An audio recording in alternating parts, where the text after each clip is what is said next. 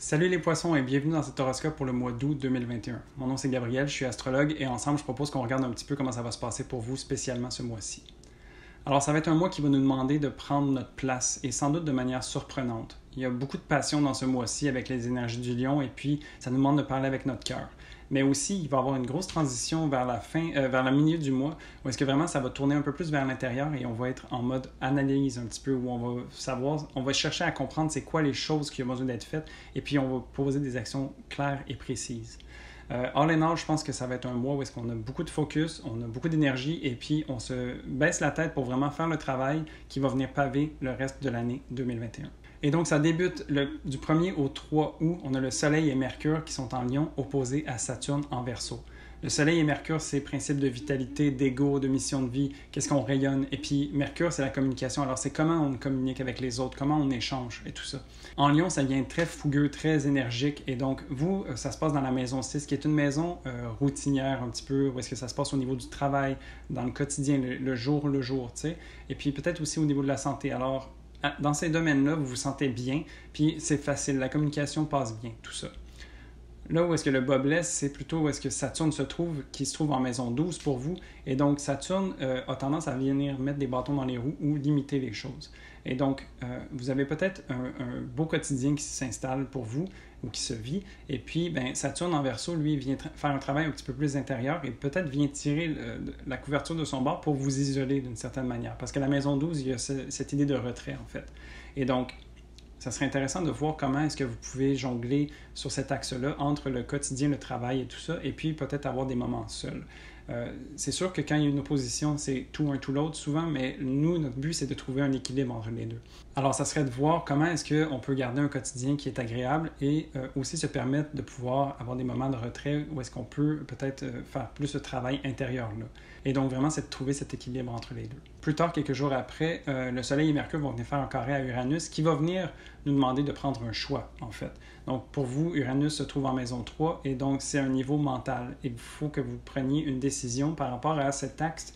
Il faut que vous preniez position entre le travail au quotidien et puis le travail intérieur. Donc, en maison 3, c'est aussi, il y a le côté mental, il y a le côté communication et tout ça. Et donc, ça va être de trouver, c'est quoi la voie, où est-ce que vous avez envie de vous positionner par rapport à ça. T'sais? Ça va vous demander soit d'être un peu plus assidu au niveau du quotidien ou peut-être un petit peu plus en retrait. Mais donc, ça va être de trouver où est-ce que vous avez envie de vous situer par rapport à ça. Étant donné qu'il y a quand même un travail intérieur qui s'opère dans cet axe-là, la Maison 3 nous invite aussi à utiliser l'écriture. Donc peut-être que vous pourriez vous permettre d'écrire un petit peu pour laisser sortir qu'est-ce que Uranus a envie de faire remonter en vous. Parce que Uranus, ça vient brasser un petit peu, ça vient déranger, mais pour aspirer à mieux. Et en taureau, c'est des questions par rapport à nos valeurs, par rapport au choix de vie qu'on fait et tout ça. Et donc ça va vraiment prendre le temps de se poser, d'écrire et peut-être de laisser remonter à la surface où est-ce qu'on a envie de se situer. Ensuite, le 8 août, on a une nouvelle lune en Lion. Donc, pour vous, ça se passe en maison 6. Et donc, justement, au niveau du quotidien, du travail, de la santé, c'est un moment où est-ce que vous pouvez démarrer des nouveaux projets, où est-ce que vous pouvez mettre en terre certaines graines qui pourront fleurir avec le temps. En Lion, c'est vraiment de cultiver quelque chose qui vous fait du bien, quelque chose qui vous amuse, quelque chose qui vous allume. Et donc, ça va être intéressant de voir comment ça va se manifester parce que ça va être dans votre quotidien. Donc, c'est quelque chose qui va venir vous faire du bien et du plaisir quotidiennement. Ensuite, du 10 au 11 août, on a Mercure en Lion qui va venir faire une opposition à Jupiter.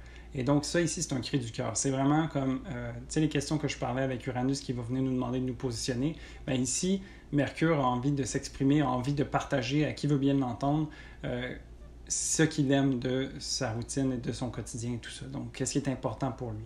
Et puis, vraiment, ça va être amplifié parce que Jupiter est dans le mix. Jupiter vient mettre le gaz, en fait, sur tout ça. Et puis, Mercure en Lion est déjà plein d'énergie et très fougueux. Donc, si on rajoute du gaz, ça explose, ça va très fort. Et donc, ça va être intéressant de voir qu'est-ce qui va ressortir de ça. Et ça va être intéressant parce que du 18 au 19 août, Mercure va transitionner dans le signe de la Vierge et va venir rejoindre Mars qui est déjà là. Et donc, le côté analytique de la Vierge va venir se manifester autant au niveau mental que dans les actions.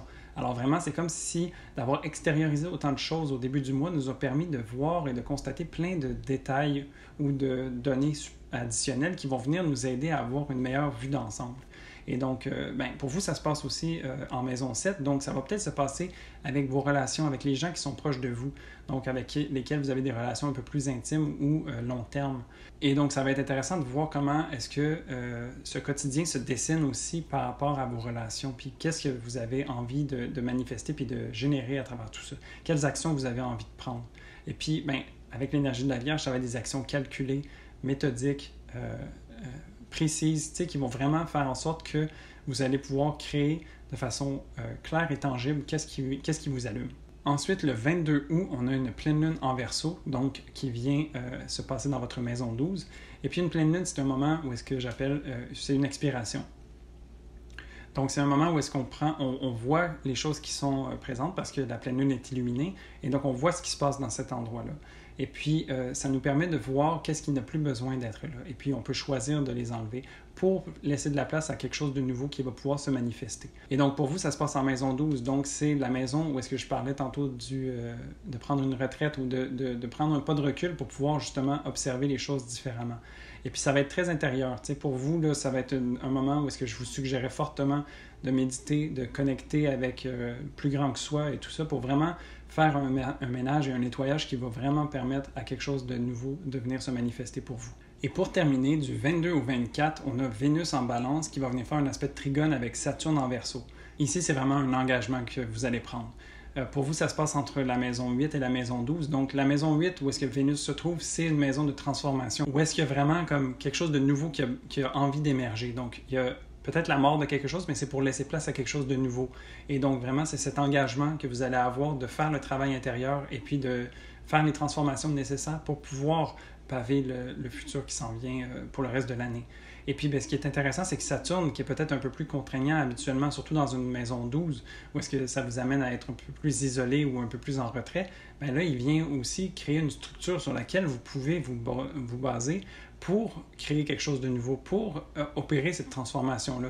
Alors, vraiment, ça vient créer quelque chose de tangible et de structuré pour vous permettre de faire cette transformation le plus adéquatement possible et le plus en harmonie possible. Parce que Vénus en Balance aussi, c'est l'harmonie. Elle aime ça que les choses soient belles et soient bonnes, que ce soit pour nous ou pour les autres. Alors, il y a vraiment cette idée de trouver un nouvel équilibre aussi qui vient avec ça. Et donc, voilà, ça fait le tour du mois pour vous. Je vous souhaite un très beau mois d'août. Et puis sur ce, moi, je vous dis à dans un mois pour le prochain horoscope. Salut!